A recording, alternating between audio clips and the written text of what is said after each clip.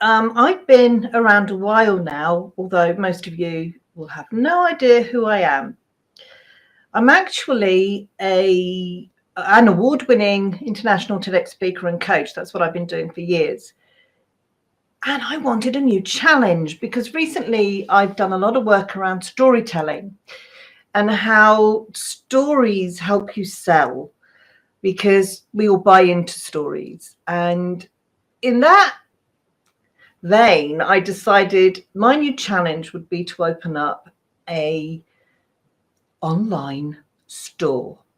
Yeah, I know, madness, right? Complete madness. But let me explain a bit more about why. I, many years ago, used to adore running a market stall. And you'd spend the weekends on my market stall and I would sell these absolutely awesome products, like bath bombs, soaps, lotions, essential oils, and all of it made purely, no nasties, no added stuff. It was never tested on animals, no child labor involved. And the supplier, their ethos was around going to other poorer countries and poorer villages around the world and supporting these people in creating jobs and selling their products for them. And I just love them. And I've been using them ever since. Absolutely adore their products. I think Lush, but slightly cheaper. And so when I decided in my absolute madness that I was going to start an online store, I realized that what I needed to do was pull all that storytelling in to why I wanted to do what I do. And so I'm going to share with you my journey around setting up this online store. So the first question anyone has to ask themselves is, okay, what product am I going to sell? And anyone who decides to sell online has to know what product they want to sell and why. And for me, that was a no-brainer. I wanted to share these products with the world, as I had done before, even though it was a local market stall, because I loved them, I used them, and I truly believe that every woman out there, and guy, young, old, whoever you are, deserves to treat themselves and pamper themselves with purely natural products. And because we are going through a real economic crisis at the moment, most of us aren't going to the spas anymore. We can't afford those lovely hairdressing things, all of that stuff. We're all tightening our belts, and these products are affordable. So I knew I wanted to sell them because I loved them. I also knew I wanted to share them because we deserve to pamper ourselves from time to time. And with that in mind, I knew then that I had to figure out who was my customer base. Well, to be fair, my customer base are women like me, women who believe they have this inner diva, women who want to pamper themselves, women who want to do their bit. I'm not the greatest at, not using plastic and all the rest of it. So I need to know that I'm doing something in order to safeguard the planet and myself. So I had good reasons for the why. And I knew the products I wanted to sell.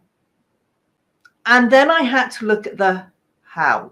How was I going to do this? Now, I run 3 or 4 different WordPress sites. I'm very familiar with WordPress, relatively familiar with WooCommerce, but I really did my research on this one and found a platform that worked for me in terms of selling product, because that's slightly different in a website than actually, sort of WordPress and setting it all up from scratch. So I personally decided on Shopify. So for me, the beginning of my story is making that decision, deciding that's what I was going to do, deciding what product I was going to sell, and deciding how I was going to do that.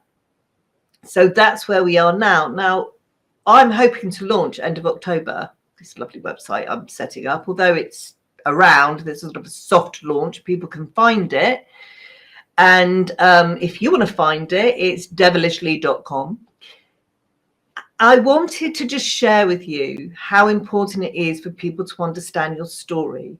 Because when they understand your story, they're more inclined to trust you, and you can build your authority.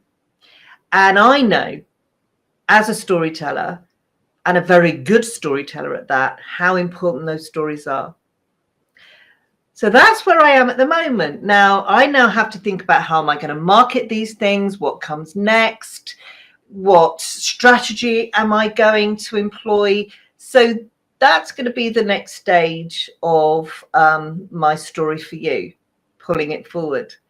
But in the meantime, if you want to set up an online store, or if you are looking to go into e-commerce, think about the things you have to think about, the what, why, how, when.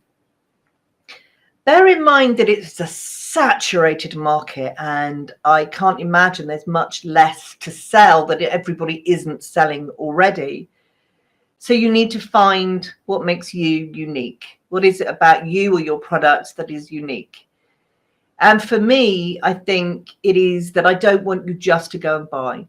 I want you to have an experience. I want you to explore your devilishly divine diva. I want you to understand about the products that are used. I want you to enjoy. And with all that in mind, I have to figure out now how I'm going to market that to build my audience. So watch this space. Come and join us on Facebook. I do have a page, Devilishly, as part of my Facebook, not on LinkedIn. At LinkedIn, I'm staying as Bev Hepton because everything I do is based around the storytelling. It's based around the being able to speak in public with confidence and clarity. And just because I've decided now to also sell things doesn't mean that the other stuff is gone. It's still there. So I want you to have a great week.